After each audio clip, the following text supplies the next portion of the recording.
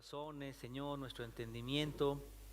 Que hagas a un lado toda distracción, Señor, para escuchar, Señor, lo que tú, Señor, quieres hablarnos en esta mañana. Te pedimos esto, Padre amado, en el bendito nombre de Cristo Jesús. Amén. Muy bien, hermanos. Saben, cuando era niño, me gustaba ver muchos dibujos animados, caricaturas en la tele con mi hermano. Y dos caricaturas que nos encantaban eran He-Man y los Thundercats. Tal vez algunos han visto. La característica de estas caricaturas era que los héroes de estos programas tenían unas espadas mágicas. Y cuando levantaban esas espadas, en el caso de He-Man, decía, ahora yo tengo el poder. Y se transformaba en un hombre con una fuerza increíble y nadie le podía ganar. Obviamente nosotros de niños les pedimos a nuestros papás que nos compren estas espadas. Y aunque estábamos conscientes de que esas espadas eran de plástico, cuando nosotros jugábamos y levantábamos la espada y decíamos, ahora yo tengo el poder, realmente estábamos convencidos de que ese rato éramos fuertes, que teníamos el poder. Y este razonamiento que es infantil, lastimosamente lo podemos ver actualmente en personas que ya son mayores, que entre comillas son maduros. ¿Por qué? Porque escuchamos a veces cuando estamos atravesando algún problema o estamos necesitados de algo y escuchamos a otros cristianos emitir la siguiente frase: tranquilo, solo tienes que proclamar, porque la boca tiene poder. Tienes que proclamar sanidad, éxito, prosperidad económica, y todo eso se va a cumplir. ¿Por qué? Porque tu palabra tiene poder. Y esto, hermanos, es una afirmación falsa, es una mentira, porque el único que tiene poder en toda la creación es Dios. Y Él ha decidido que a través de su evangelio las personas puedan conocer las buenas nuevas de salvación. Esta salvación que es en Cristo Jesús. Es decir, Dios dispuso que a través del poder del evangelio las personas puedan salvarse. Eso es lo que tiene poder. Y a lo largo de la historia, especialmente en los inicios de la iglesia, hemos visto el ataque al evangelio y a las personas que lo predican. Pero también hemos visto que gracias a Dios el evangelio ha prevalecido pese a las grandes oposiciones y tribulaciones que vivieron nuestros hermanos. Es por eso que esta mañana, con la bendición de Dios, vamos a ver 4 aspectos importantes acerca del poder del evangelio. Y para eso voy a pedir que abran sus Biblias en el libro de Hechos, este libro que estamos estudiando. Desde el capítulo 18, ahí nos hemos quedado, el capítulo 18 vamos a leer desde el versículo 23 y vamos a ver todo el tercer viaje misionero de Pablo junto al ministerio de predicación del evangelio. Así que nos vamos a preparar, vamos a disponer nuestros corazones, nuestra mente para ver todo el tercer viaje misionero del apóstol Pablo. Y vamos a ver 4 puntos importantes respecto al poder del evangelio. El punto número 1 es que nos capacita continuamente. El segundo punto es que no acepta falsificaciones. El tercer punto es que crece y prevalece. Y el cuarto y último punto es que nos infunde valor y esperanza. Vamos a leer entonces, por favor, los primeros versículos. Estamos en el capítulo 18. Vamos a leer desde el versículo 23 y dice así: Y después de estar allí algún tiempo, salió recorriendo por orden la región de Galacia y de Frigia, confirmando a todos los discípulos.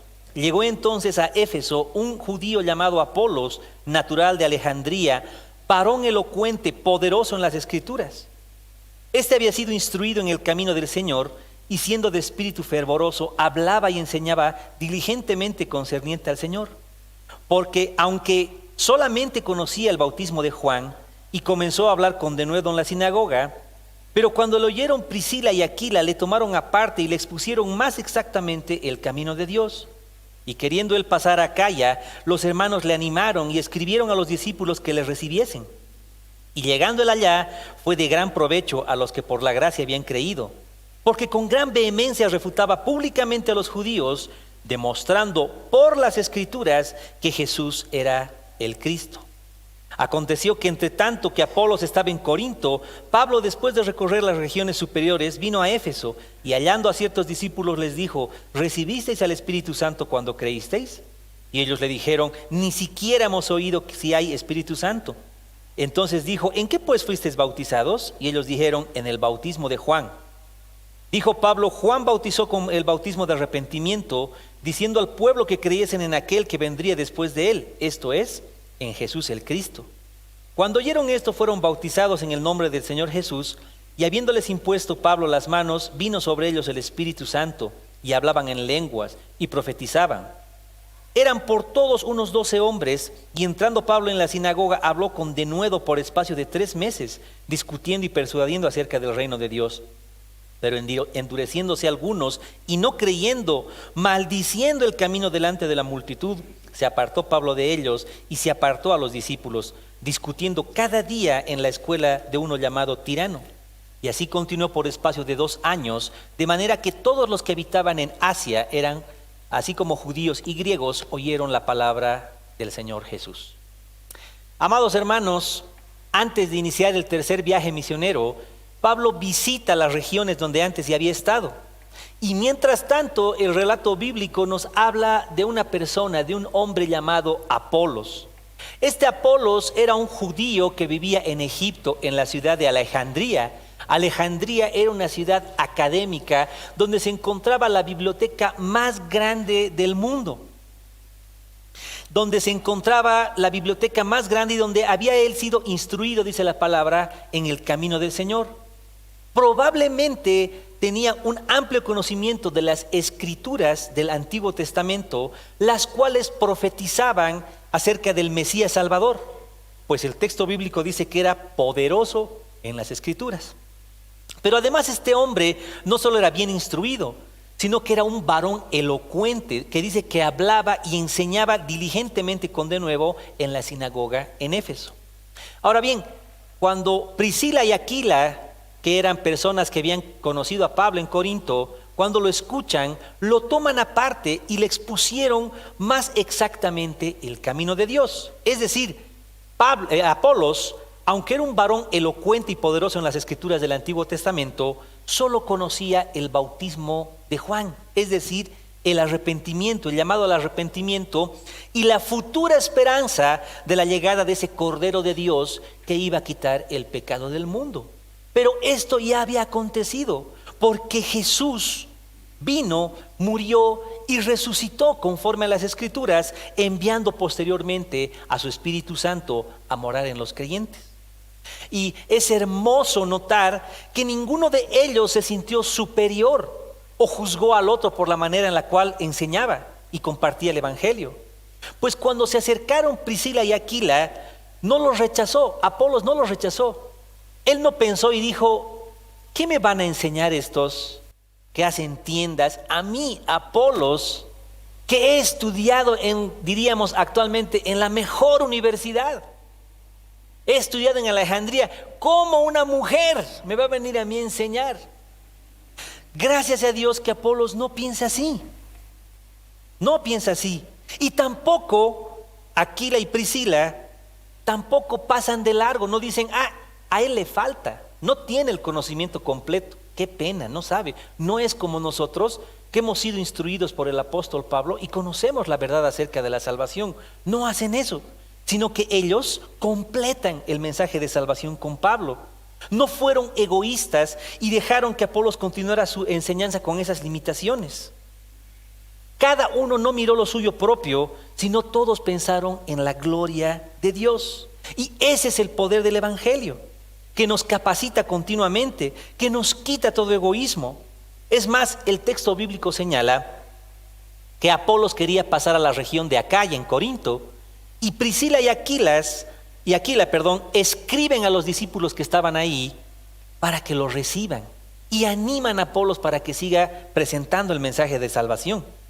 Y por eso dice que a través de la fe en Jesucristo, Apolos fue de gran provecho en la iglesia, porque refutaba públicamente a los judíos y dice, escuchen bien, demostrando por las Escrituras que Jesús era el Cristo. Ahora sí, el entendimiento de que tenía Apolos del mensaje de salvación estaba completo. Ahora sí iba a ser de mucho más provecho. Qué hermoso resultado, hermanos, el encuentro de estas personas que aunque no se conocían y aunque unos estaban comenzando su vida cristiana como Priscila y Aquila y el otro Apolos tenía una preparación respecto a las escrituras del Antiguo Testamento, ambos se complementaron. En ningún momento hubo envidia o celos. Aquila y Priscila, por ejemplo, podían haber tenido celos y decir, mejor no le digamos nada y que siga creciendo el ministerio de nuestro amigo Pablo en Corinto. Pero en realidad los que hacen esa división en la iglesia no son Priscila y Aquila ni tampoco Apolos, son los hermanos. La iglesia que estaba ahí en Corinto son los que hacen la división. Y por eso el apóstol Pablo posteriormente escribe en la primera epístola a los Corintios, los primeros 3 capítulos son una exhortación a no llamar a la división de la iglesia, porque unos decían yo soy de Pablo, otros decían yo soy de Apolos, otros decían yo soy de Pedro, y así generaban división en la iglesia, pero todos eran consiervos del mismo Señor. Hermanos, es vital, así como el agua es vital para nosotros en nuestra vida, mucho más lo es el Evangelio. Y al haber terminado de leer la Biblia, tal vez ustedes han leído de tapa a tapa la Biblia, pero no podríamos jactarnos y decir, como ya acabé de leer la Biblia, ya sé todo acerca de Dios. Ya no necesito que nadie me instruya ni me enseñe. Tal vez algunos han realizado estudios en seminarios bíblicos, pero en ninguna manera podríamos decir que todos los días necesitamos seguir aprendiendo acerca de la palabra de Dios. Necesitamos continuamente ser capacitados. Y nuestra conducta por el poder del Evangelio debe ser de humildad. No podemos jactarnos y decir, yo ya conozco. ¿Qué me va a enseñar esta persona? Yo he estudiado. Y tampoco podemos hacer división en la iglesia como hacían en Corinto. Por ejemplo, nosotros no podríamos hacer división señalando, yo soy del Mache, o yo soy del Pepe, no, yo soy del Pablo, porque todos somos ovejas del mismo pastor. Nosotros solo somos mayordomos, estamos cuidando las ovejas del dueño. Dios es el dueño de las ovejas. Entonces no podríamos hacer división. Saben, hace un tiempo unos hermanos que asistían al grupo Jetro, a mi grupo Jetro, me comentaron que por razones de tiempo y de comodidad decidieron que iban a cambiarse al grupo de Mache. Hermanos, ¿cómo podríamos enojarnos? Qué alegría que los hermanos de la iglesia decidan participar, decidan aprender más acerca del Evangelio. Qué gran alegría. No podríamos hacer división en la iglesia, porque todos somos ovejas del mismo pastor. El mismo, hay un solo dueño de las ovejas. Y si todavía no has acabado de leer tu Biblia, o si tienes dudas y quieres seguir aprendiendo, te animo con humildad a que te involucres en algún grupo Jetro, algún ministerio de la iglesia, o tal vez si quieres estudiar más a profundidad el Evangelio, teología, puedes inscribirte en algún seminario bíblico o en alguna institución de enseñanza teológica. Personalmente les recomiendo el Moclam. Y si quieren alguna otra sugerencia, al finalizar el culto pueden hablar con alguno de los ancianos. Ahora, el texto bíblico señala que Pablo, volvemos a la historia ahora con Pablo, dejamos a Apolos, señala que Pablo al llegar a Éfeso, halló, dice, a ciertos discípulos y les preguntó si habían recibido el Espíritu Santo cuando creyeron. Es decir, Pablo no se conforma cuando se encuentra con personas y dicen que son creyentes. A veces nosotros nos relacionamos con personas que nos dicen, sí, soy cristiano, soy creyente, pero realmente asumimos que esa persona es creyente por la manera de vida, por la declaración de fe que ellos tienen. El apóstol Pablo les pregunta y les dice si realmente habían creído, se habían bautizado en el Espíritu Santo. Y ellos les responden, ni siquiera sabemos que existe el Espíritu Santo. Y por eso Pablo otra vez continúa capacitando a esos creyentes que no sabían y les enseña que Juan bautizó con el bautismo de arrepentimiento, diciendo al pueblo que creyesen en aquel que vendría después de él, esto es Jesús el Cristo. Y cuando oyeron esto, cuando les presentó el evangelio Pablo, dice que ellos fueron bautizados en el nombre del Señor. Y un dato interesante es de que después de haber sido bautizados, después de haber creído, vino el Espíritu Santo sobre ellos y hablaban en lenguas. Y este es un dato muy importante porque es el cumplimiento simbólico final de la promesa hecha por Jesús en Hechos 1:8. Jesús dijo: me seréis testigos en Jerusalén, en Judea, Samaria y hasta el último confín de la tierra. Y como una señal de cumplimiento de esta promesa de la llegada del Espíritu Santo a morar en los creyentes, es que, por ejemplo, en Pentecostés, en Jerusalén, vino el Espíritu Santo y como una señal externa hablaron en lenguas. En Cesarea, en la casa de Cornelio, sucedió lo mismo.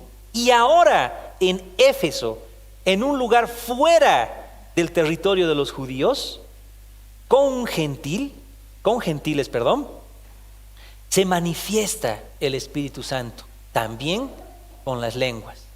Por lo cual se hace evidente que Jesús cumple con su promesa, cumple con su profecía, representando que el mensaje de salvación supera los límites geográficos y étnicos que los judíos pretendían hacer.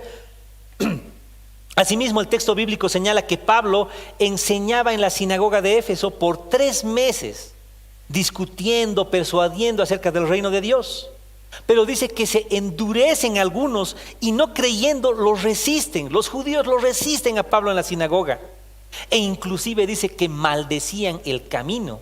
El camino era un término en la antigüedad para referirse a la iglesia, a las personas que habían escogido el camino de Cristo. Ellos maldecían a la iglesia, a los hermanos. Y Pablo, ante esta situación, no se desanima, no desiste, sino que decide quedarse con ellos, con los que realmente querían escuchar y aprender del evangelio, y les enseña en la escuela, en el local de un hombre llamado Tirano, y lo hace por espacio de 2 años. De manera que todos los que habitaban en Asia, dice judíos y griegos, gentiles, oyeron la palabra de salvación, oyeron el evangelio. Algunos estudiosos señalan que todos los días enseñaba el apóstol Pablo y las horas de enseñanza en este local, en esta escuela de este hombre llamado Tirano, era desde la hora 5 hasta la hora 10, esto es desde las 11 de la mañana hasta las 4 de la tarde.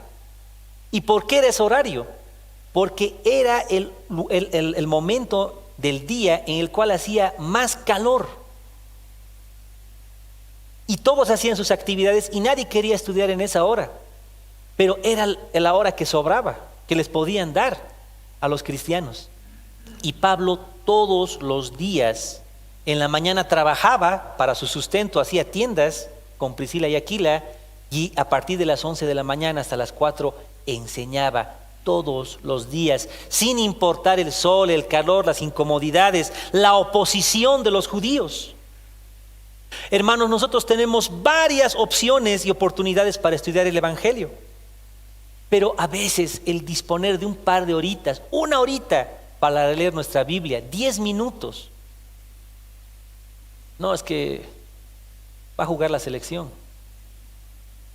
es que va a pasar una buena película. Y no le damos la importancia pudiendo hacerlo. Y así como habían personas que tenían esa hambre y sed por el evangelio, también existían personas que sin haber entendido el evangelio y algunas sin haber escuchado, querían beneficiarse del evangelio. Y ese es justamente el segundo punto de la prédica.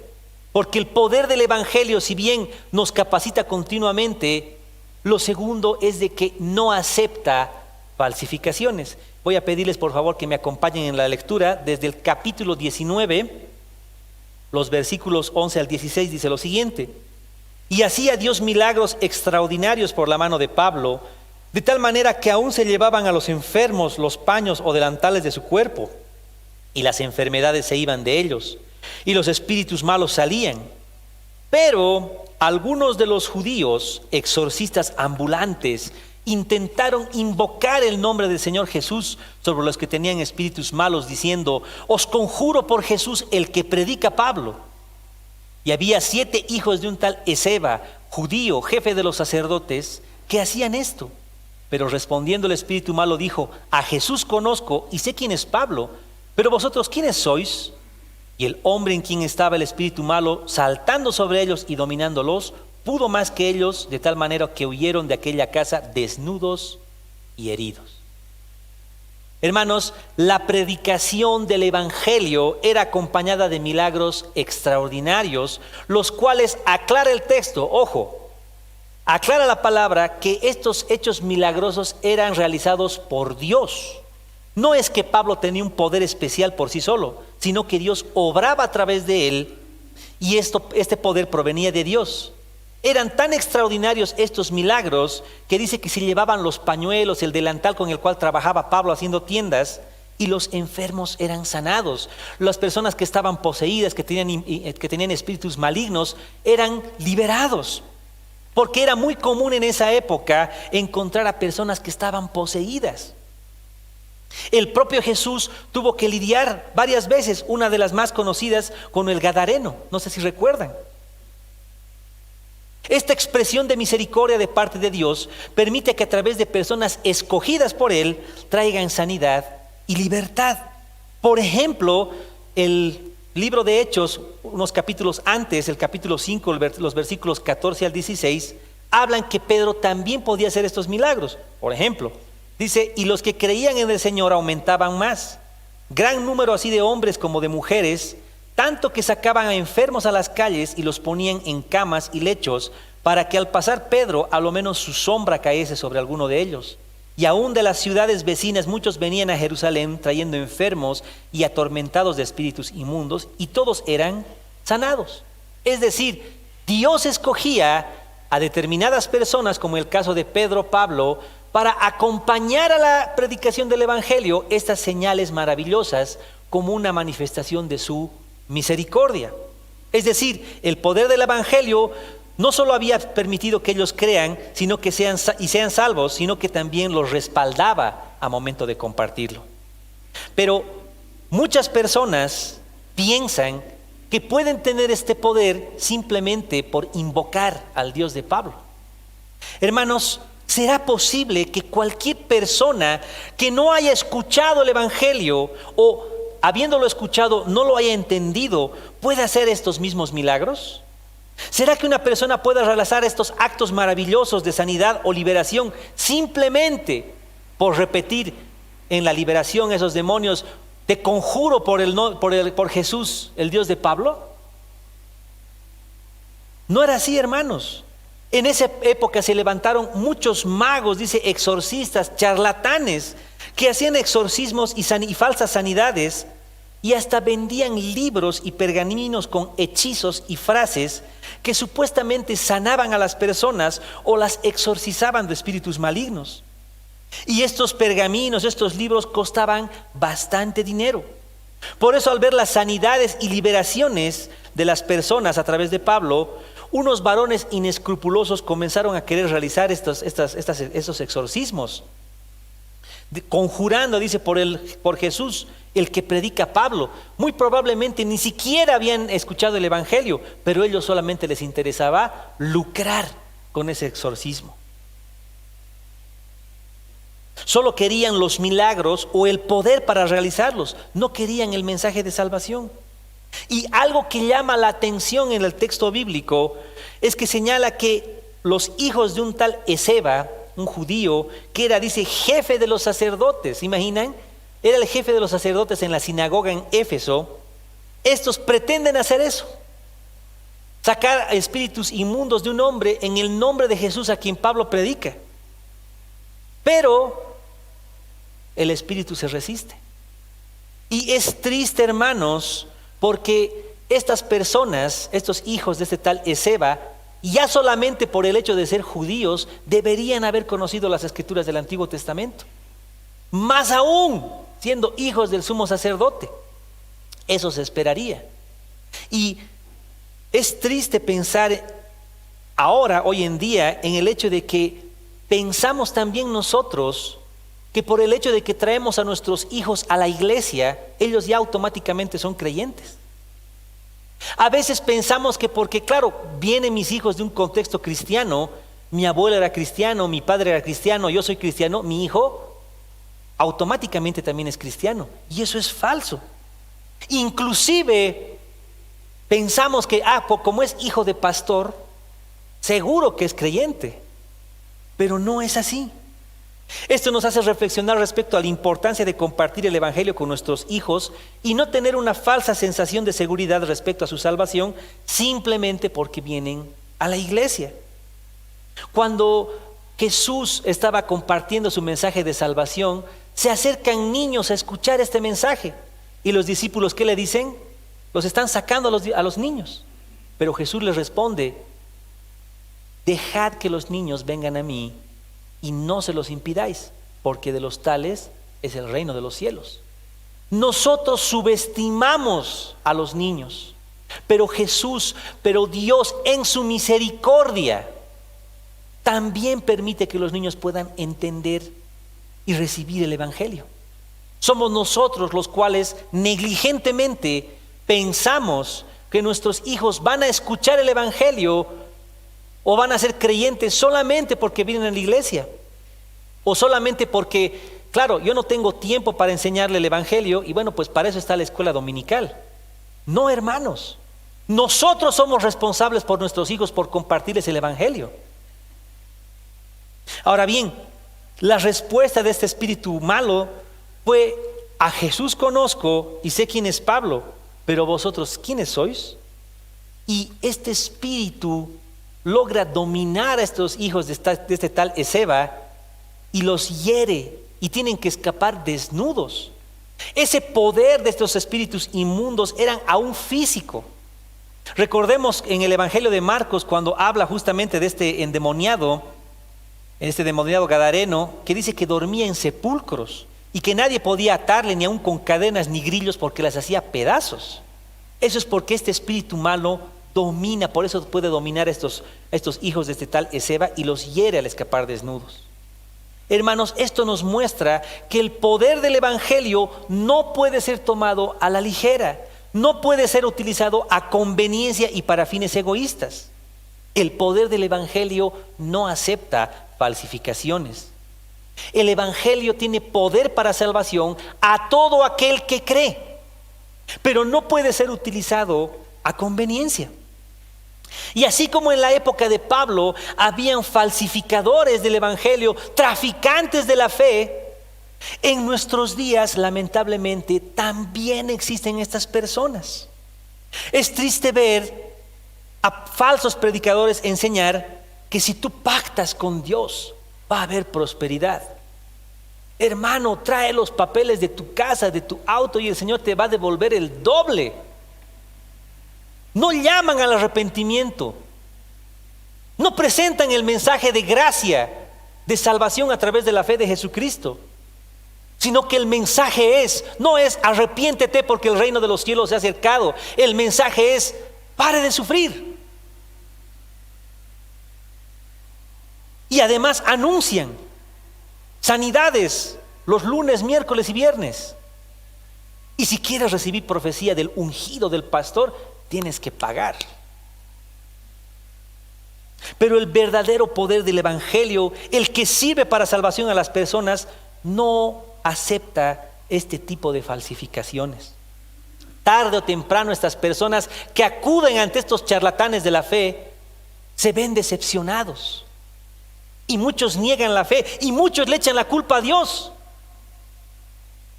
Pero la culpa es de ellos, porque ellos no acuden buscando salvación, reconociendo su estado de pecaminosidad, sino que solamente quieren el milagrito, quieren la prosperidad, como los hijos de ese tal Esceva.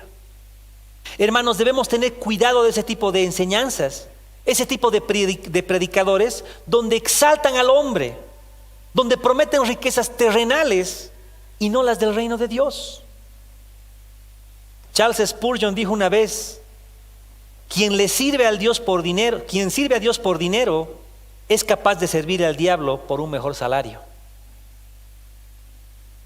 Gracias a Dios por su gracia inmerecida, pues a pesar de estos falsos maestros, a pesar de la presentación de un falso evangelio, de las oposiciones y enfrentamientos que tenemos del mundo, al final el evangelio de Dios crece y prevalece.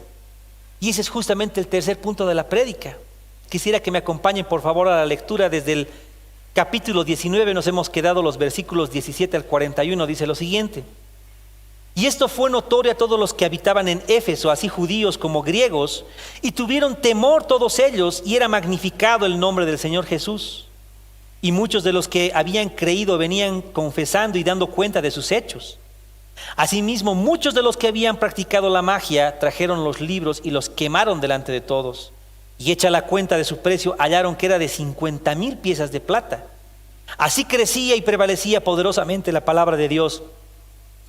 Pasadas estas cosas, Pablo se propuso en espíritu ir a Jerusalén, después de recorrer Macedonia y Acaya, diciendo: después que haya estado allí, me será necesario ver también a Roma. Y enviando a Macedonia a 2 de los que le ayudaban, Timoteo y Erasto, él se quedó por algún tiempo en Asia. Hubo por aquel tiempo un disturbio no pequeño acerca del camino, porque un platero llamado Demetrio, que hacía de plata templecillos de Diana, daba no poca ganancia a los artífices, a los cuales, reunidos con los obreros del mismo oficio, dijo: varones, sabéis que de este oficio obtenemos nuestra riqueza, pero veis y oís que este Pablo, no solamente en Éfeso, sino casi en toda Asia, ha apartado a muchas gentes con persuasión, diciendo que no son dioses los que se hacen con las manos. Y no solamente hay peligro de que nuestro negocio venga a desacreditarse, sino también que el templo de la gran diosa Diana sea estimado en nada y comience a ser destruida la majestad de aquella a quien venera toda Asia y el mundo entero. Cuando oyeron estas cosas, se llenaron de ira y gritaron diciendo: grande es Diana de los Efesios. Y la ciudad se llenó de confusión, y a una se lanzaron al teatro, arrebatando a Gayo y a Aristarco, los macedonios compañeros de Pablo. Y queriendo Pablo salir al pueblo, los discípulos no le dejaron. También algunas de las autoridades de Asia, que eran amigos, le enviaron recado rogándole que no se presentara en el teatro. Unos pues gritaban una cosa y otros otra, porque la concurrencia estaba confusa y los más no sabían por qué se habían reunido. Y sacaron de entre la multitud a Alejandro, empujándole de los judíos. Entonces Alejandro pidió silencio con la mano, quería hablar en su defensa ante el pueblo. Pero cuando le conocieron que era judío, todos a una voz gritaron casi por 2 horas: grande es Diana de los Efesios. Entonces el escribano, cuando había apaciguado la multitud, dijo: varones efesios, ¿y quién es el hombre que no sabe que la ciudad de los Efesios es guardiana del templo de la gran diosa Diana y de la imagen venida de Júpiter? Puesto que esto no puede contradecirse, es necesario que os apaciguéis y que nada hagáis precipitadamente, porque habéis traído a estos hombres sin ser sacrílegos ni blasfemadores de vuestra diosa. Que si Demetrio y los artífices que están con él tienen pleito contra alguno, audiencias conceden y procónsules hay. Acúsense los unos a los otros, y si demandáis alguna otra cosa en legítima asamblea se puede decidir. Porque peligro hay de que seamos acusados de sedición por esto de hoy, no habiendo ninguna causa por la cual podamos dar razón de este concurso. Y habiendo dicho esto, despidió a la asamblea. Hermanos, después de que notoriamente para todos los que vivían en Éfeso fue notorio el poder del evangelio y que no acepta falsificadores, tuvieron temor y creían en el mensaje de salvación, tanto judíos como gentiles, los cuales dice que magnificaron el nombre del Señor Jesús. Y muchos, dice, que habían creído, confesaban sus pecados, es decir, confesaban que habían vivido una vida de idolatría. Asimismo, otros que habían practicado la magia, como les decía, trajeron esos libros que contenían conjuros y hechizos para supuestamente sanar personas y expulsar espíritus malos. Estos libros eran muy difíciles de conseguir y costaban bastante dinero. Pero era tan grande la fe y la convicción que ellos tenían al haber creído, que quemaron, dice, todos estos libros. Costaban mucho dinero. Y la Biblia nos presenta un dato interesante. Dice que juntados todos ascendía más o menos a 50,000 piezas de plata. Hermanos, una pieza de plata era el jornal, el salario de un día de un trabajador. ¿Se imaginan 50,000 días de trabajo pagados en esos libros? Ahora, si hiciéramos la conversión a nuestra moneda, yo la he hecho la conversión. El salario mínimo nacional en Bolivia es de 2.500 bolivianos. Es decir, un día de trabajo en Bolivia es 83.3 bolivianos. Por esos 50,000 hace un total de aproximadamente, escuchen, 4.167.000 bolivianos. Eso es lo que aproximadamente han quemado en esos libros de brujería. ¿Se imaginan al ver quemada esa cantidad de mercancía, todo el dinero a ser quemado? Obviamente, por una parte, las personas que habían creído estaban exaltando el nombre de Dios, pero otras personas tienen miedo. ¿Cómo es posible que están desperdiciando esta mercancía? Y por eso se levanta este platero a reclamar por el peligro que les podía pasar a los de su oficio. Pero el mensaje central de todo el libro de Hechos, el corazón de todo el libro de Hechos, se encuentra en el capítulo 19, en el versículo 20, que dice que así crecía y prevalecía poderosamente la palabra de Dios.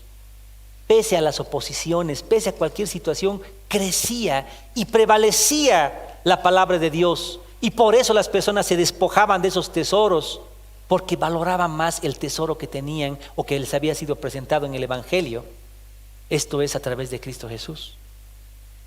Y a pesar de la oposición de los judíos, a pesar de las condiciones en las que se predicaba, a pesar de las condiciones económicas que atravesaban los mensajeros del Evangelio, al final crecía y prevalecía el Evangelio. Pero no todos estaban felices con esto.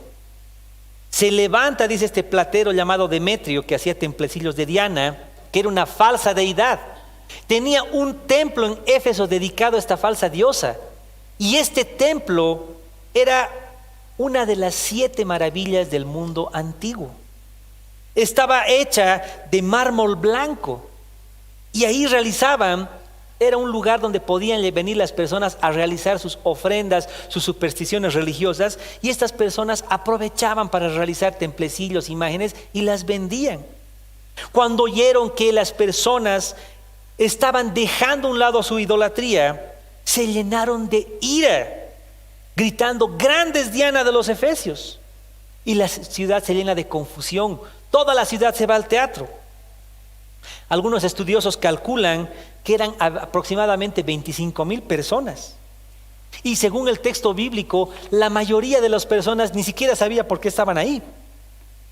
Era una gritadera, porque solamente querían Demetrio y los plateros, los de su oficio, querían parar esta situación, que pare el Evangelio. Los atacan, toman a 2 compañeros del apóstol Pablo. Nadie logra persuadirles. Quieren hablar, nadie los logra persuadir. Dice que un judío llamado Alejandro trata de hablar. Probablemente este judío quería hablar a la multitud y decir: bueno, no todos los judíos estamos con Pablo, pero no le dejan hablar. Finalmente dice que se acerca el escribano de la ciudad, algo así como el secretario municipal, y logra poner las cosas bajo control, pero no por razones de la escritura, no los convence a través de la escritura, no con razones teológicas, sino solamente por razones políticas, porque les recuerda que Éfeso era una ciudad libre. El Imperio Romano había declarado esa ciudad libre. Es más, les había permitido que ellos escojan a los representantes de su asamblea.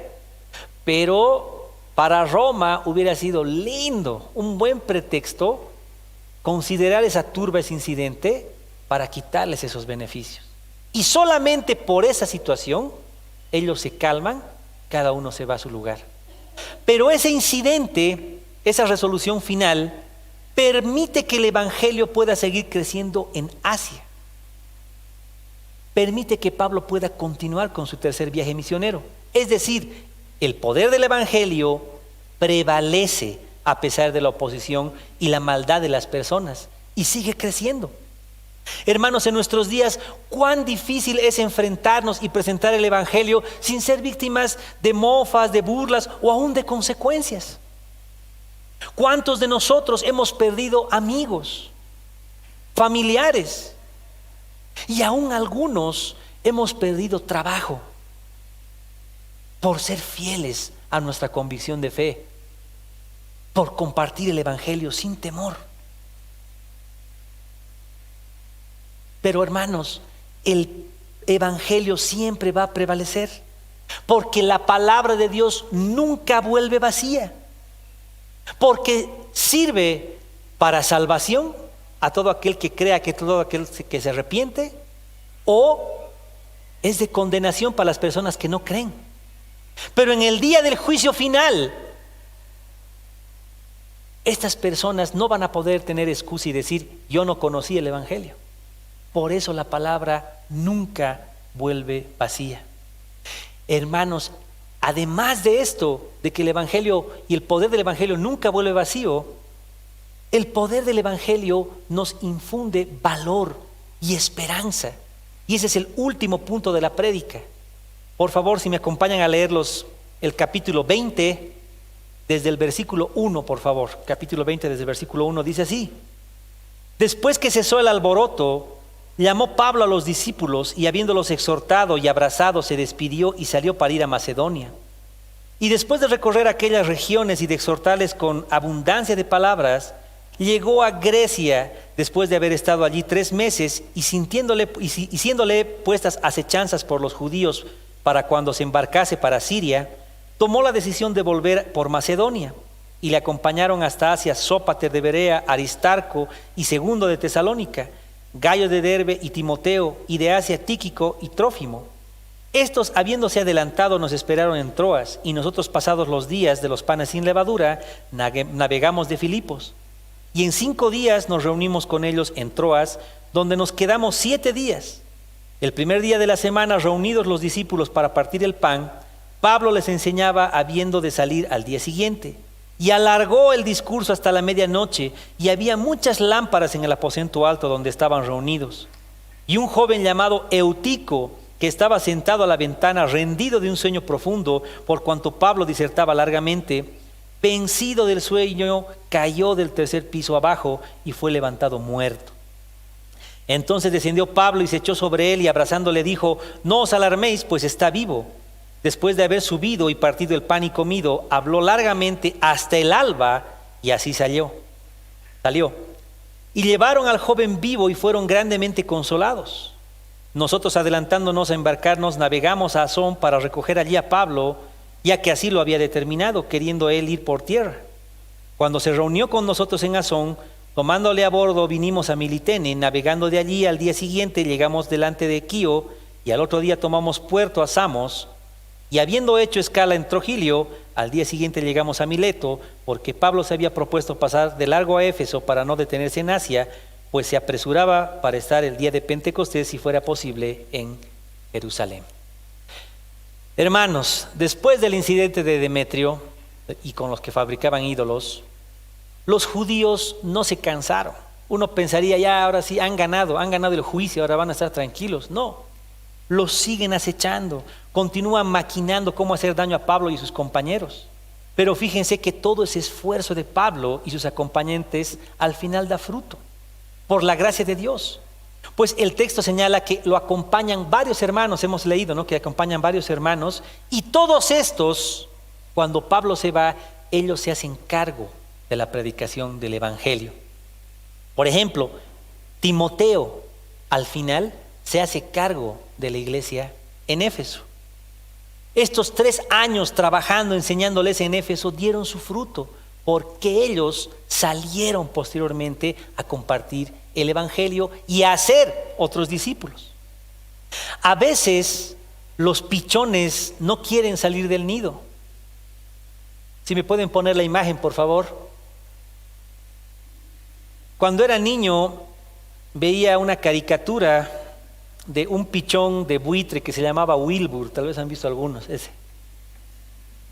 No quería salir del nido, y era grandote, y no quería salir del nido. Y su mamá lo tenía que patear para que salga del nido. A veces sucede así lamentablemente en la iglesia, hermanos, porque algunos están estudiando, están en grupos así años y no quieren después salir a enseñar. No, es que la predicación del evangelio, la enseñanza es solamente para los pastores y para los líderes. Falso. La gran comisión que el Señor nos da es de ir y hacer discípulos, enseñándoles las cosas que nos ha enseñado Jesús. Es para todo creyente, no solamente para los pastores y líderes. Y por eso, hermanos, les animo a que no sean como este Wilbur, y que si hemos aprendido el evangelio, podamos compartirlo, no lo retengamos. Asimismo, el texto bíblico dice que estando en Troas, alargó su predicación hasta la medianoche, y un joven llamado Eutico, rendido de un sueño profundo, como el que tienen algunos esta mañana, estoy viendo desde aquí, cayó desde el tercer piso y fue levantado muerto. Pero gracias a Dios, hermanos, que Dios seguía haciendo milagros a través de Pablo.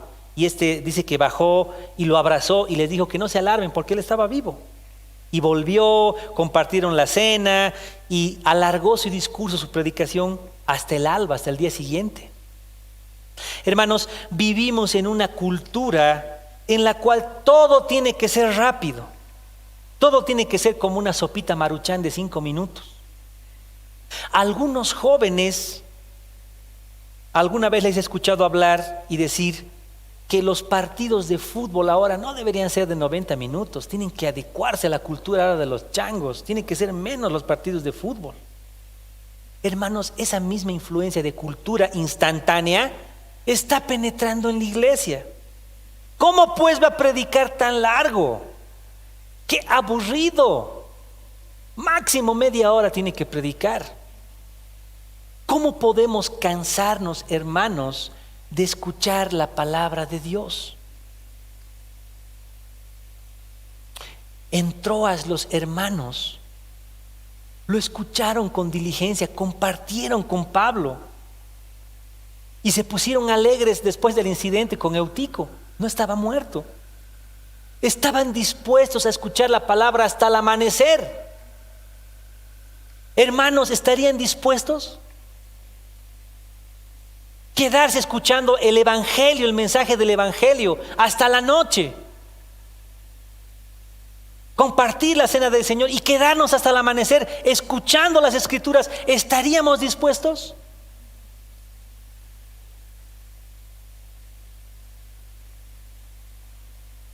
Pero continuemos con el relato bíblico. Ya está llegando a su fin el tercer viaje misionero de Pablo. Por favor, acompáñenme del versículo 20 desde el versículo 17. Dice: enviando pues desde Mileto a Éfeso, hizo llamar a los ancianos de la iglesia. Cuando vinieron a él, les dijo: vosotros sabéis cómo me he comportado entre vosotros todo el tiempo desde el primer día que entré en Asia, sirviendo al Señor con toda humildad y con muchas lágrimas y pruebas que me han venido por las acechanzas de los judíos. Y como nada que fuese útil, he rehuido de anunciaros y enseñaros públicamente y por las casas, testificando a judíos y a gentiles acerca del arrepentimiento para con Dios y de la fe en nuestro Señor Jesucristo. Ahora he aquí, ligado yo en espíritu, voy a Jerusalén sin saber lo que allá me ha de acontecer, salvo que el Espíritu Santo por todas las ciudades me da testimonio diciendo que me esperan prisiones y tribulaciones. Pero de ninguna cosa hago caso, sino estimo preciosa mi vida para mí mismo, con tal de que acabe mi carrera con gozo y el ministerio que recibí del Señor Jesús para dar testimonio del evangelio, de la gracia de Dios. Y ahora, he aquí, yo sé que ninguno de todos vosotros, entre quienes he estado predicando el reino de Dios, verá más mi rostro. Por tanto, yo os protesto en el día de hoy, que soy limpio de la sangre de todos, porque no he rehuido anunciaros todo el consejo de Dios. Por tanto, mirad por vosotros y por todo el rebaño, en que el Espíritu Santo os ha puesto por obispos para apacentar la iglesia del Señor, la cual Él ganó con su propia sangre. Porque yo sé que después de mi partida entrarán en medio de vosotros lobos rapaces que no perdonarán al rebaño, y de vosotros mismos se levantarán hombres que hablen cosas perversas para arrastrar trazas de sí a los discípulos. Por tanto, velad, Acordaos que por 3 años, de noche y de día, no he cesado de amonestar con lágrimas a cada uno. Ahora, hermanos, os encomiendo a Dios y a la palabra de su gracia, que tiene poder para sobreedificarlos y daros herencia con todos los santificados. Ni plata, ni oro, ni vestido de nadie codiciado. Antes vosotros sabéis, para que lo que me ha sido necesario a mí y a los que están conmigo, estas manos me han servido.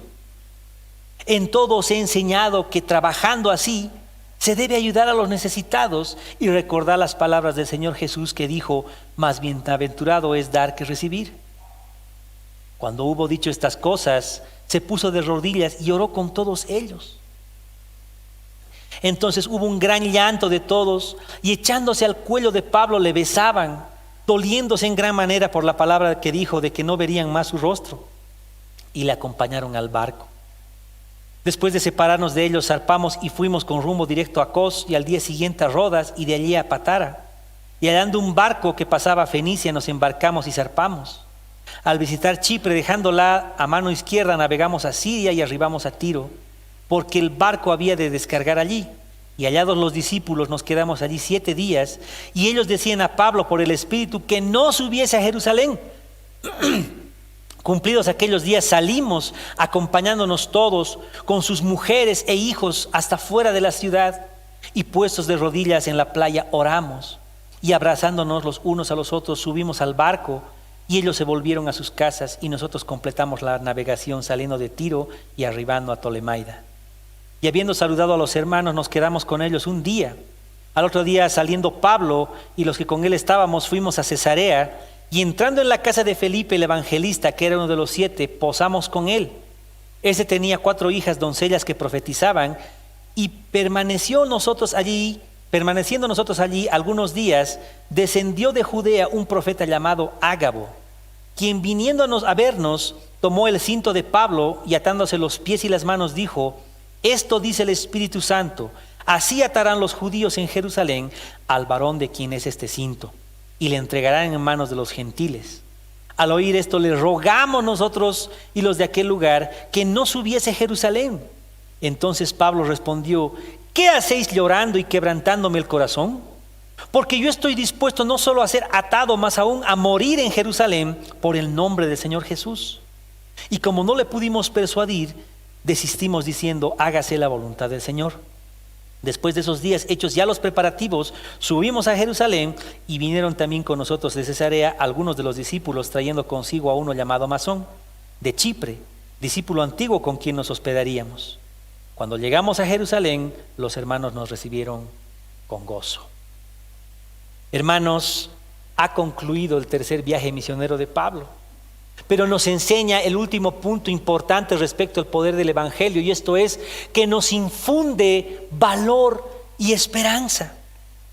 Pablo manda llamar a los ancianos de Éfeso para despedirse de ellos, y al hacerlo les recuerda cómo se había comportado desde que había llegado a Asia. Les recuerda que él les había servido con humildad, con lágrimas y pruebas por las acechanzas de los judíos, tantas cosas que les han hecho. No descansan de oponerse a Pablo y al Evangelio. También les recuerda que él nunca ha rehuido presentarles el Evangelio, el compartirles la palabra. Lo ha hecho a judíos, a gentiles, lo ha hecho de manera pública, lo ha hecho en sus casas. Y ahora confiesa que no sabe lo que le va a pasar. No sabe qué va a pasar con su vida. Pero una cosa sí sabe: que donde va, todas las ciudades donde va, no es un chisme solamente, no es una murmuración. El Espíritu dice por todas las ciudades que si va a Jerusalén, va a pasar gran tribulación. ¿Cuál sería nuestra reacción? ¿Se imaginan? Tenemos que ir a tal lugar, viajar a compartir el Evangelio. Y además, Pablo está viajando a Jerusalén llevando una ofrenda. Pero ¿cuál sería nuestra reacción? Imagínense, tenemos que viajar llevando una ofrenda a hermanos necesitados, a la iglesia necesitada en Jerusalén. Pero todos nos dicen a través del Espíritu que allá nos espera persecución, cárcel, ¿Irían? ¿Irían a un lugar a presentar el Evangelio donde saben que los van a meter a la cárcel? ¿Cuál sería nuestra reacción? Pero Pablo tiene en mente una sola cosa. No piensa en las cadenas, en los latigazos, porque ya lo había vivido también, ¿no? Es triste ver cómo predicadores, cuando los invitan a predicadores del exterior a venir acá a predicar, algunos ponen condiciones, así como los artistas. Tiene que ser hotel 5 estrellas, tengo que este tipo de agua tomo, esta es mi dieta, ¿no? Pero cuando llegaba Pablo y los hermanos que compartían el Evangelio en una ciudad, muy probablemente se preguntaban, en esta ciudad, ¿qué nos van a hacer? ¿Nos van a apedrear como a la última ciudad? ¿Vamos a tener que escapar en canastas? ¿Cuántos latigazos esta vez nos van a dar? Pero Pablo no tenía en mente eso. Por el poder del Evangelio, solo tenía en mente terminar la carrera con gozo. Solamente era eso. Porque él apreciaba más aún que su vida el galardón que le esperaba, el galardón que le había prometido su Señor. Y antes de despedirse de los ancianos en Éfeso, les exhorta a 3 situaciones muy importantes. La primera es de que no lo van a volver a ver. Por eso lloran, por eso se ponen tristes. Lo segundo, y claro, hace esto porque sabe que con probabilidad lo van a matar. Lo segundo es que los anima a estos ancianos, a estos pastores en Éfeso, a que no descuiden su propia fe. A veces pensamos que porque estamos en liderazgo, somos pastores, ancianos, no nos puede afectar. Claro que puede afectarnos las tentaciones y el ataque del enemigo. Y por eso les anima a no bajar la guardia. En tercer lugar, les recuerda a los ancianos y les dice que su deber, porque para eso habían sido puestos por Dios, era de apacentar a las ovejas del Señor, las cuales ha ganado con su propia sangre. Les recuerda que son pastores de las ovejas, pero otra vez, solo son mayordomos, solo son cuidadores. El dueño va a volver un día y va a ver cómo ha cuidado a sus ovejas. Ojo, tengan cuidado, pastores, ancianos, líderes, porque se levantará no de afuera, sino de adentro, lobos rapaces que no van a perdonar al rebaño, porque van a traer falsas enseñanzas que no condicen con el Evangelio. Y por eso Pablo los exhorta a estar firmes en la fe. Les recuerda, les dice que él ha estado durante 3 años velando de día y de noche. No había descanso para él. Les recuerda que con lágrimas los amonesta, aun cuando ellos se equivocaban, aun cuando ellos pecaban, por el amor que Dios había puesto a través del Evangelio, él los exhortaba con lágrimas. Y les encomienda a Dios y a la palabra de su gracia. Fíjense, dice, porque ésta tiene poder para protegerlos de esos lobos rapaces. Y finalmente se despide recordándoles que a nadie, esos 3 años que he estado en Éfeso, a nadie le ha mangueado. No se ha aprovechado de nadie. Podía haber dicho él, oigan, estoy trabajando así incesantemente, públicamente, en sus casas, en la escuela de Tirano, o sea, dispongo de harto de mi tiempo. Y podía haber dicho, hermanos, sería bueno que se acuerden de mis necesidades. ¿Qué rato yo voy a trabajar? Pero Pablo les da el ejemplo. Trabaja haciendo tiendas y al mismo tiempo se esfuerza en la predicación del Evangelio. La única manera de combatir a estos lobos rapaces no es con esa mal llamada guerra espiritual donde estamos ahí a ciegas combatiendo, ¿no? Pisándole los cachos a Satanás. No es así. Es resistiendo a través del poder del Evangelio. Y la respuesta de los ancianos de Éfeso fue conmovedora, pues hubo un gran llanto. Todos se echaron al cuello de Pablo y lo besaron. Y esto era una expresión de amor, porque Pablo había trabajado, había corrido la carrera con gozo, había sido diligente, había soportado grandes injusticias. Más adelante otro grupo de hermanos sale a despedirlo con sus esposas, con sus niños, Y esa es una conducta que debemos emular. Ese amor que se tienen como creyentes, como hijos de Dios, como hermanos. ¿Qué sucede cuando alguno de nuestros hermanos se despide? Va a partir a otro país, a otra ciudad. ¿Qué sucede con los enfermos de nuestra iglesia? ¿Qué sucede con las personas que están a punto de partir a la presencia del Señor? ¿Cuál es nuestra reacción al despedirnos? ¿Realmente no nos importa? ¿O sí vamos a sentir la ausencia del hermano? A veces parecería que solamente venimos a la iglesia a marcar tarjeta. Ya he venido mis 2 horas, chao, cumplí contigo, Dios. Me despido, chao hermanitos. No sé su nombre, no sé dónde vive, no sé qué necesidades tiene. Y al ya casi terminar el viaje, el apóstol Pablo de alguna manera es atormentado por sus propios amigos, por los propios discípulos. Llega a la casa de Felipe, ¿se acuerdan? Uno de los 7 diáconos, que ahora es evangelista. Sus hijas profetizas.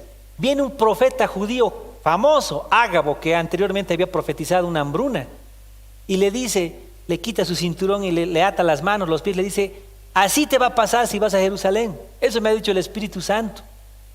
Pero otra vez, el poder del Evangelio infunde valor, esperanza para Pablo. Está dispuesto a dar su vida. ¿Por qué me están llenando de lágrimas, de dolor? ¿Por qué quieren que me ponga triste? ¿Por qué quieren que abandone la cruzada del Evangelio? Algo así, parecido, sucede también con Jesús. Después de que Pedro le declara que Él es el Cristo, y Jesús le dice que en función a esa declaración le iba a dar las llaves del reino. Claro, Pedro se infla, ¿no? Ahora ya es especial. Y cuando Jesús anuncia que tiene que ir a Jerusalén para que lo maten, Pedro le dice, no vayas. En ningún momento te suceda esto, Señor. Y la respuesta de Jesús es, aparta de mí, Satanás, porque no pones tu mirada en las cosas de Dios, sino en las cosas de los hombres. De la misma manera, los hermanos estaban afligiendo a Pablo. No vayas, te van a encarcelar.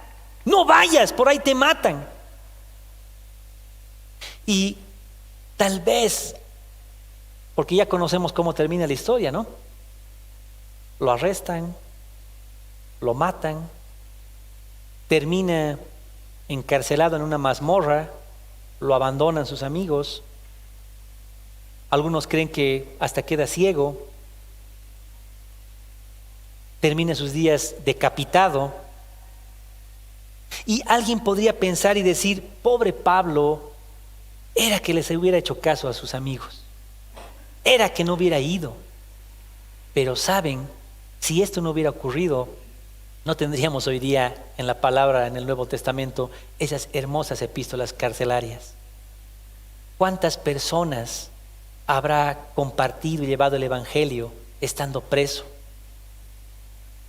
Esa persona que estaba en esa mazmorra a su lado jamás hubiera tenido la posibilidad de escuchar el mensaje de salvación. Inclusive la casa del propio César llega el Evangelio. Eso es lo que nos dice al final de Filipenses, ¿no?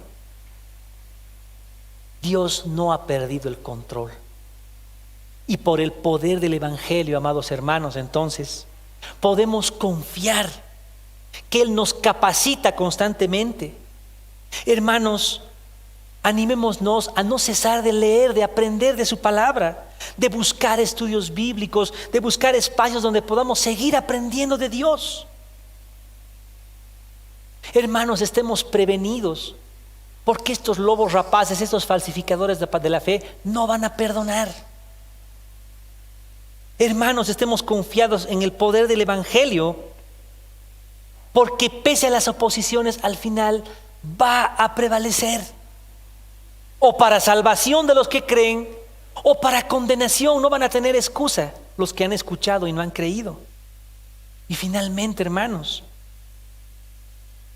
tal vez llegue un día en que tengamos entre predicar el Evangelio o ir a la cárcel. Tal vez llegue el día, como en muchos países, tal vez llegue el día en que tengamos que escoger entre predicar el Evangelio y morir. Oremos al Señor para que si llegue ese día, nos aferremos al poder del Evangelio que nos infunde valor y esperanza y no neguemos la fe. Vamos a orar, hermanos. Padre amado, te damos gracias, Señor, porque a través de tu palabra, Señor, bendita, a través de tu Evangelio, nos muestra, Señor, tu amor, tu cuidado para con nosotros. Porque nos has dado, Señor, a través de tu palabra, a través de tu Evangelio, la posibilidad, Señor, de creer, de ser salvos y de llevar este mensaje de salvación a otras personas. Gracias te damos, Señor, porque a pesar de todas las tribulaciones y oposiciones que tengamos, sabemos que tú vas a triunfar y sabemos que tú nos acompañas y que tú nos das valor en todo lo que hacemos.